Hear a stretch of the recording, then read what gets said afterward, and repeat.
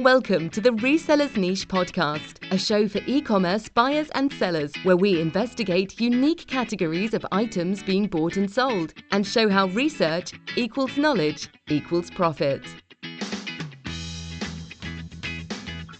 And now your hosts, Russ and Mo. Howdy, Russ. What's new in Florida? Mo, it's the best time in Florida. The tourists haven't arrived yet. When's that happen? Not too long? It's pretty quick. About next couple of weeks, the snowbirds have left. Now the tourists are getting ready to come down, and it's nice and quiet down here. Nice. How's things out there? Not too bad in California. Bit of a rush morning. But we have our guest here today, Jennifer Leland, who's an experienced reseller, eBay, Amazon, plus lots of other stuff. And I just want to thank Jennifer for sticking in there because we've actually rescheduled her twice, and she's been super cool both times. So thank you so much. And I'm going to let Jennifer tell us a little bit about herself, a little history on her start in reselling. Yeah, sure. Hi, guys. Thanks for having me on. Well, I guess it goes back to when I was pretty young. I was always dragged around yard sales by my mother and grandmother.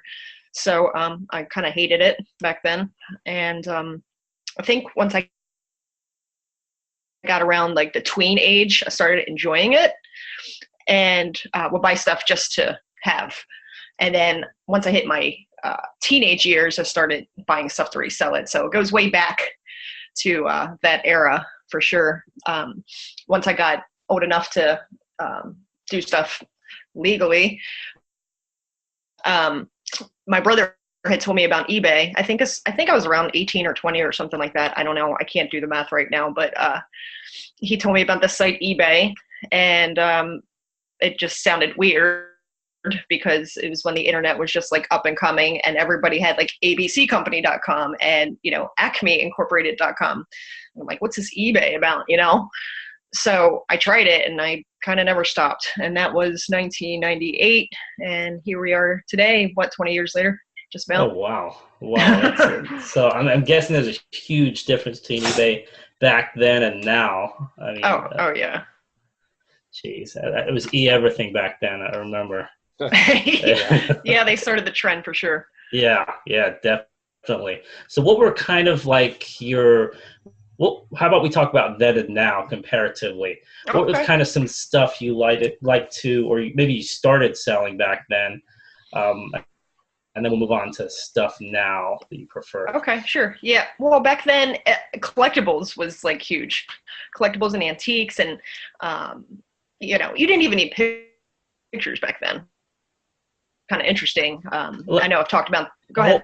Yeah, I was going to ask you about that because I sold back then, but I always sold stuff that didn't need a picture. It was tickets mainly. So if you could explain how that worked, I mean, because everyone's here, we're all kind of addicted to cell phones. It's so easy now. How would that even work? Yeah. Well, I mean, I guess buyers and sellers had a lot more trust for each other back then. If you really want to think about it that way, you would just describe it to the best of your knowledge. It was the first online classified pretty much, an auction hybrid. So, you just described it as best as you could. And 9 times out of 10, like even more than that, everything worked out great. And how would you even take pictures back then? Because digital cameras weren't very popular. Yeah, once you had to scan them in. Yeah. Once I realized that, taking just one picture gave you the upper hand, I got a Polaroid camera and a scanner. And I would use the Polaroid 600 film and scan them because my brother was always into computers, so he already had a scanner. And I would scan them in, and they were blurry as all get out. They were terrible, but it gave you the upper hand back then. It's funny.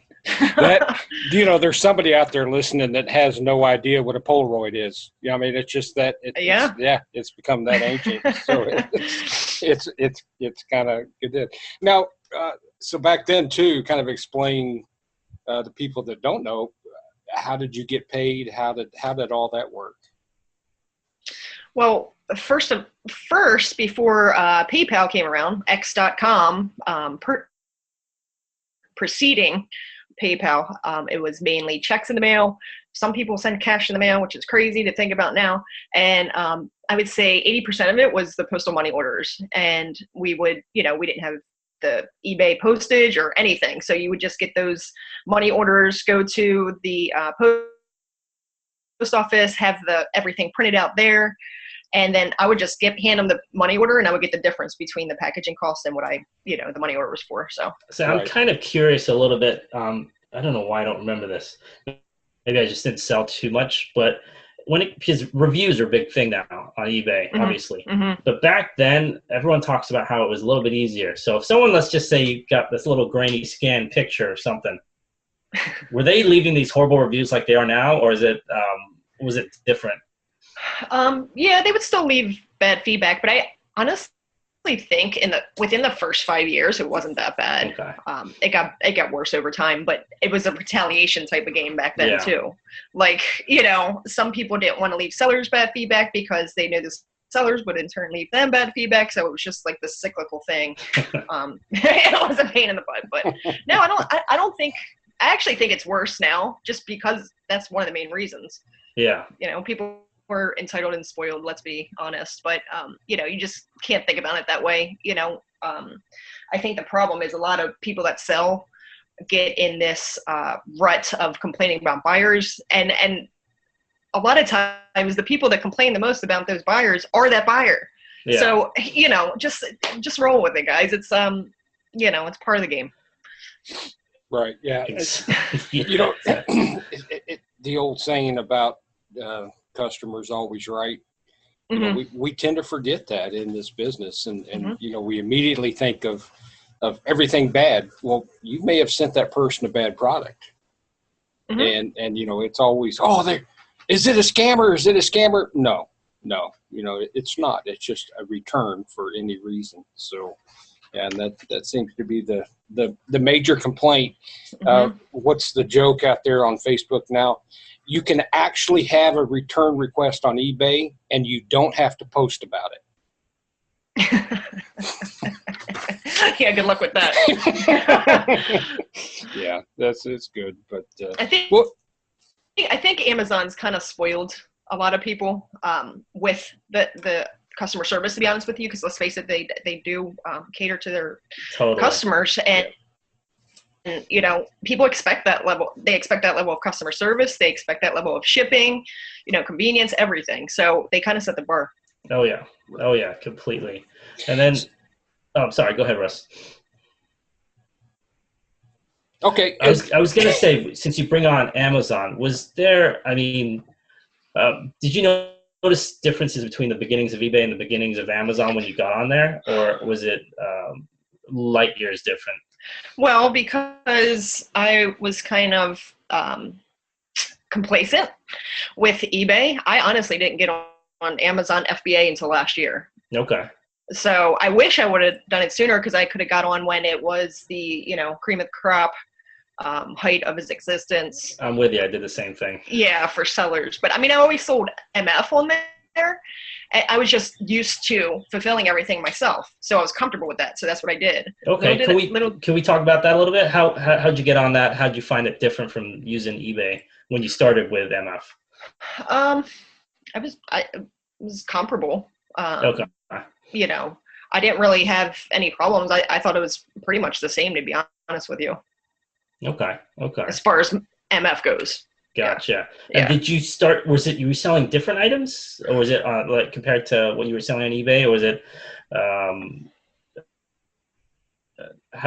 what was your thinking when you were starting with Amazon in terms of what you wanted to sell? Well, MF, it was mainly books, because that's like just how I viewed Amazon. Yeah. That's how a lot of people thought about it. So I thought that was really all I could sell until I really understood the concept of Amazon as a whole.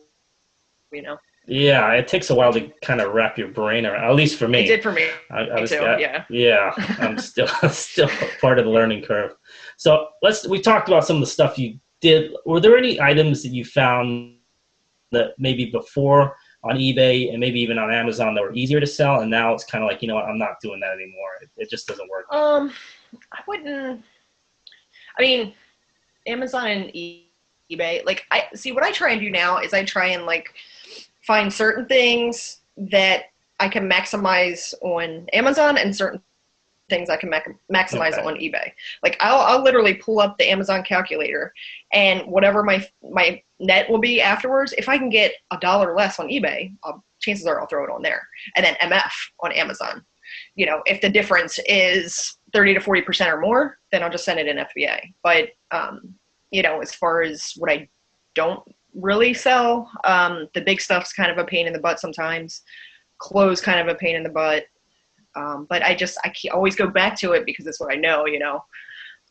So that's what I'm trying to do right now with my goals, is just to focus on, you know, higher return items, replenishable items, digital items, stuff like that. So let me ask you a question on that Amazon area that you were doing. Step back for just a second. Were you cross-listing on Amazon and MF? I'm eBay and MF. Were you cross-listing those? Currently? In the past? No. I was just putting them on MF on Amazon, and I'd have like a bookcase of books, and then I would have my eBay stuff. That's right. So now, do you currently cross-list? Yes. Okay. Yes, even FBA items. FBA and MF, I cross-list. And what I do, though, like a lot of times when I shop on the weekends, like on Friday and Saturday, I'll throw a lot of my stuff on MF. Because if it sells over the weekend, I don't even have to worry about shipping it in.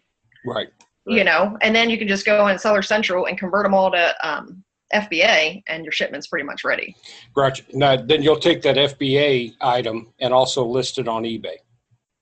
Yes. Okay. Explain the core of that, because that's one of those areas that people know about, but a lot of people don't do. Go through the steps of what happens when that item sells on either platform.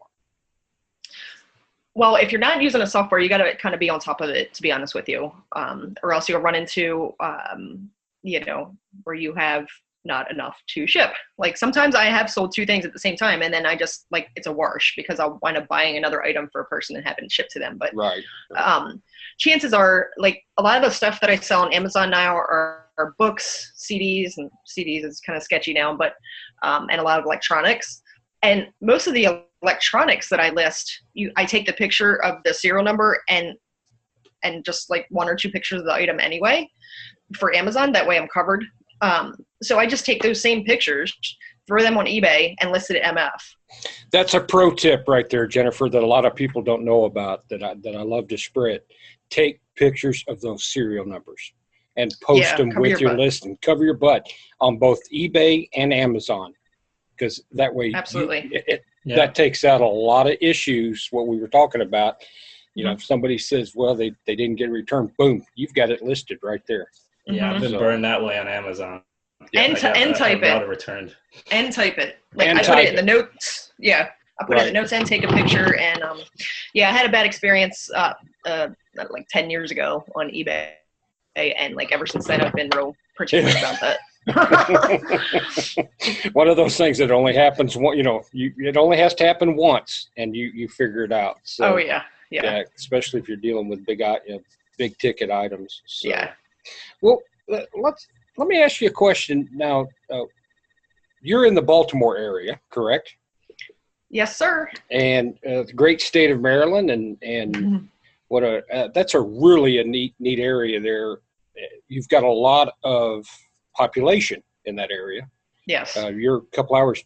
When you source, do you stay around the Baltimore area, or are you taking off to DC area? I'd like to travel more. I kind of go in spurts. Like majority of the time I'll stay, I'm right outside of Baltimore, and so it's kind of awesome. I'm like on the cusp of the city and county. So I can, I'm almost central. So I can go north, south, east, or west. And then what I'll do is I'll just go on Google and say thrift stores near whatever zip code I'm going to, or city. And then I'll just make a whole route of it for that day. Oh, nice. Yeah. I mean, just so somebody, because I've never really been to these, how many miles are we talking about there? Is that like a 100-mile square radius, or is that like a 20? Because I know it's pretty condensed. I'm guessing it's not that far. Yeah, it is pretty condensed. If I go down towards DC, I guess, like if I had to do like square mileage, I would say, like you said, because it's condensed, probably like 10 square miles I try and keep within, because literally in 10 square miles, I could probably hit 50 stores. I'm not kidding you. Nice. Yeah. And is there a lot of traffic too? Do you have to like avoid certain times of the day? And yeah. Gotcha. That part sucks. Oh, yeah. And then what about, because we're kind of getting the summertime now a little bit. I'll let's backtrack about, 5 months or so, maybe January, February, something like that. Did the weather have a factor in terms of maybe, like, do you do a lot of garage sales? I should be asking you first. Yes. And did it have a factor with that, or with RA or thrift? Yeah. It's actually been kind of rough this year because it stayed cold pretty long this year because the winter really didn't start till late. So it almost seems like the whole season is shifting. Yeah. I don't feel like it started getting cold till like the end of November last year. And the yard sales went through then, but they didn't start till later either. So I feel like it's all shifting up. But 4 or 5 out of the last 6 Saturdays here, it's rained. Oh, wow. And it's been rough. And I'm like, I'm going through like yard sale withdrawal. So it's made the church yard sales and the fundraiser yard sales all so crowded because just these has all been canceled. Gotcha. It's crazy. Yeah. Yeah, and it's similar because I'm originally from the UK. I vaguely remember, because they don't have yard sales. They have what they call car boot sales. Okay. So it's basically like a field of cars with, Like and then our they kind of set them up. They set up these little tables right outside the cars. Like but it's only for, like, depending on where you are. I want to say it's from, I don't know, maybe March, April through, kind of like what you're saying. It gets pushed a little bit later, October-ish, around there. But also the timing, it gets dark fast. About 4:30, it gets pretty dark. Yeah. I mean, it's rough, but you just gotta, figure it out. That's all. Like, I'm kind of opposite of a lot of people too. People look forward to half price days and all that kind of stuff. I go the day before. Gotcha. I don't want to deal with those crowds. My time's worth more than the money. So that makes sense. If there's going to be a 50% off sale at Savers on Sunday and Monday, I'm going Saturday. And another little tip is that a lot of people hide stuff on the day before. So, squat down, look in those shelves, see if anybody hit anything, and sometimes you can make out there. I found that with video games because they kind of stack them up. But then if you kind of move them and look in the back, stick your hand back there, you'll find something. And with CDs too, but like you said, CDs are a little sketchy right now. But check the purse piles back behind the purses. I'm always checking those on those days before that. And finding items. I found the game system one time. Yeah. Are you checking inside the purses too there or no? Well, no, but just move them around to where I can make sure, because people do hide, and I've always wanted to kind of go back the next day and stay there and watch to find that person that hid it.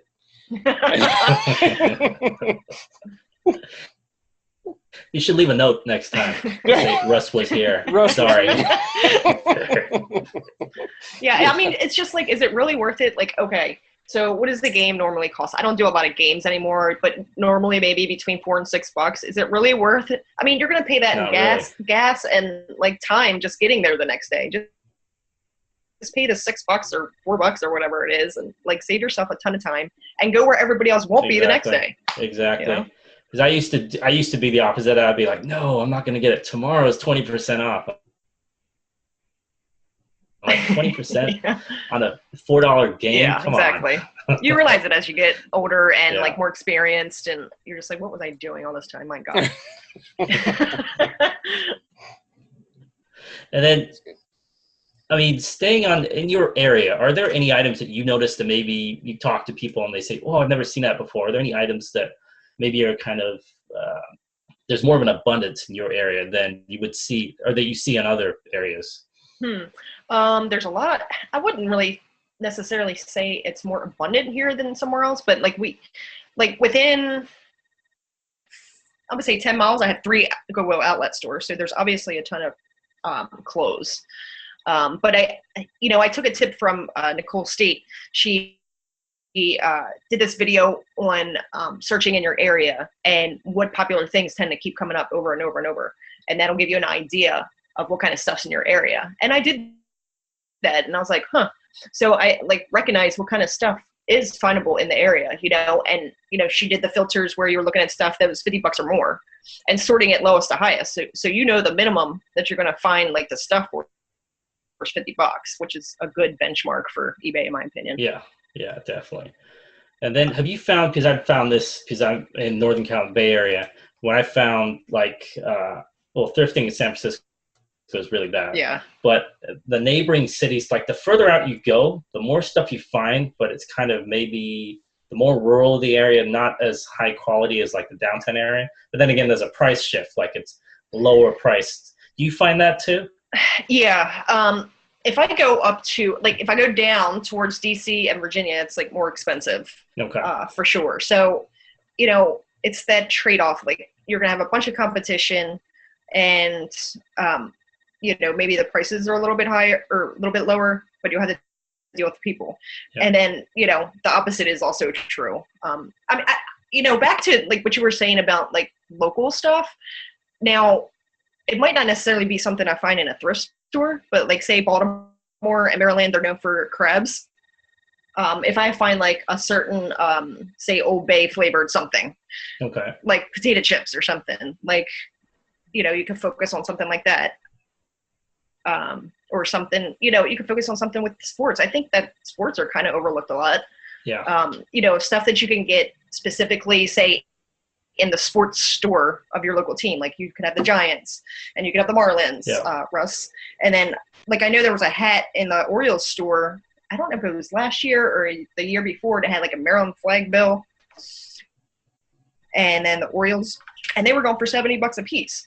In the store they were 30, granted, but you have a replenishable right there. You take the picture one time and you're golden.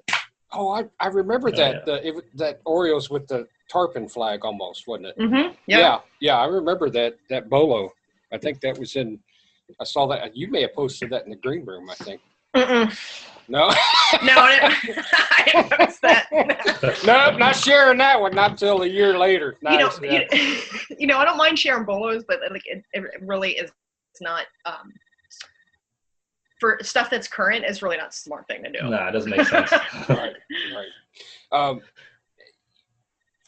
your sourcing trips and stuff, what percentage are you finding in your area that you go to eBay, and then what percentage are going to Amazon? Or do you specifically take what's your schedule? Is it Monday, I'm going to hit Amazon stuff, Tuesday, eBay stuff? That's a good question. Well, I don't really do as much RA as I used to unless I find a replenishable. OA, I started picking up a little bit more with book flips and stuff like that. The books I really got into a lot, but I don't really go out with necessarily a plan. I go out to plan as far as routes go, but whatever I wind up finding, I would say 50-50 when I go in a thrift store. Gotcha. or an estate sale or a yard sale or consignment store. It comes down to if you see something you can make money, you're going to pick it up. Yeah, pretty much. Right. So, I'm looking on here, and you've met Gary V. Oh, yes. Unless you want to call it, I stalked Gary V, but yeah. That works in meeting. I think we all do that online a little bit. Yeah, we all do. What not a bad person to stalk, right? But tell us about that. What was that like? Oh, it was awesome. It changed the trajectory of a lot of things for me, to be honest. And in all seriousness, I kid about the stock thing. I went to a what do they call it? I can't even think. What are these? Oh, conference. Conference. Yeah. Gosh, brain fart. In New Jersey, and I went at the last minute, and I got a free ticket. Gary Vee sent out an email, and in the middle of his email, it was real small, and I clicked on it. It was a free ticket, and New York. It was in Jersey, right outside of New York, and it's only 3 hours from here. So I found a bus trip for like $20 round trip at the last minute and went there to watch him because he was speaking. And I knew people were going to crowd him afterwards because he's just, you know, gotten that big. And I was like, I'm not going to worry about like bugging him. And he's going to have all these people like crazy surrounding him and stuff. So I like started walking back to New York, or to get the train to New York. And I saw this guy sitting in the car after he had got hounded. And I was like, this is my opportunity. So I can just keep walking to the train, or I can go up to him. And I went up to him, and I might have looked like a little bit of a stalker. And I totally forgot that D-Rock was there with his camera, but whatever. It's an experience I can look back on and, you know, say that, you know, I acted on it. So it's all good. What I've seen videos of guys go up to him, or people go up to him and say, hey, I'm going to the airport. Can I ride with you?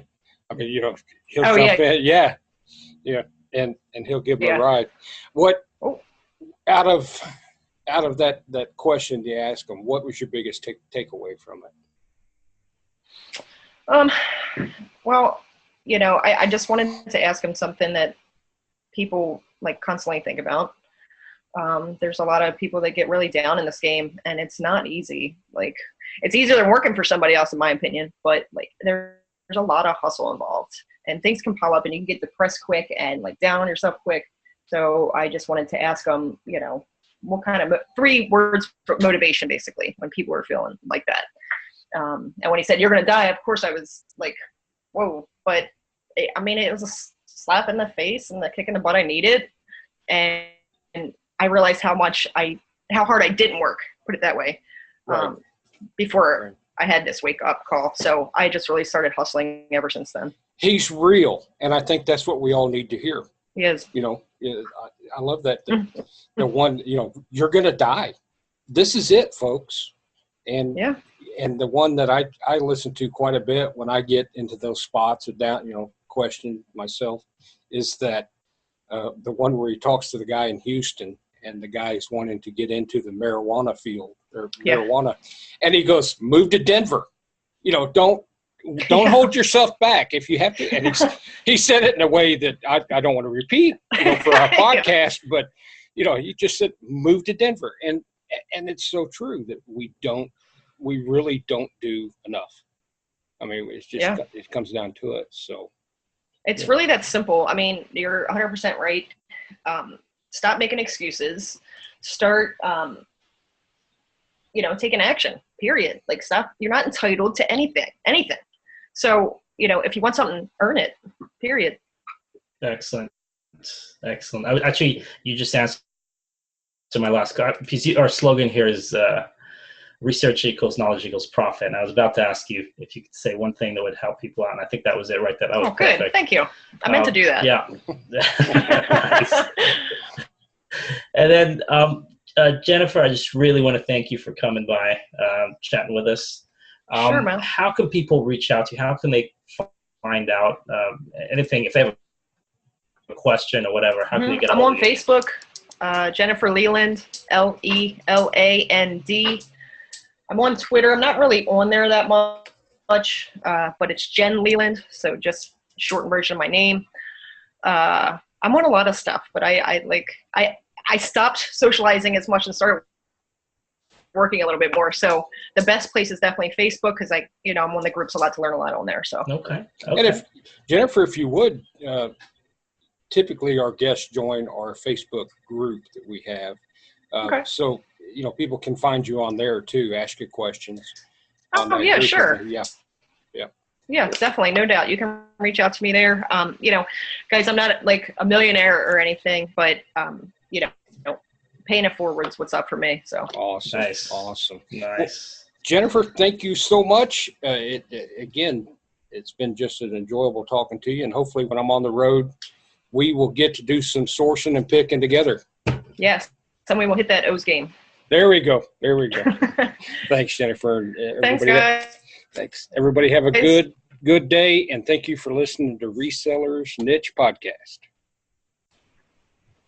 Mo, Jen sure is a great guest. With her high energy and 20 years of experience in both eBay and then her years of experience in Amazon, just has a lot of pro tips that our listeners should be catching up on.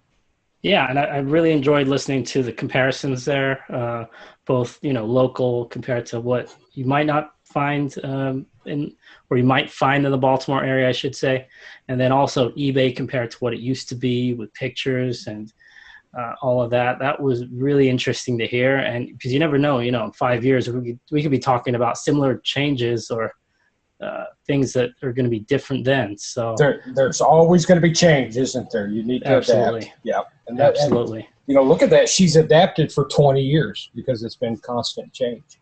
Oh, so yeah. It's good. Oh, yeah. If you'd like to get a hold of Jen, she will be joining our Facebook group, the Reseller Niche Podcast. It's going to be at the Reseller Niche Help Group. That's our Facebook group. She's going to join that, and if you feel, would you join that also and just send her a note and hopefully pass on some wisdom to you, and we'd love to have you in the group. And thank you very much for listening to this episode of Reseller Niche Podcast. Have a good one, Mo. You too, Russ. Thank you for listening to the Reseller Niche Podcast. Show notes and social media links are located at resellerniche.com. Please like and subscribe to us on iTunes.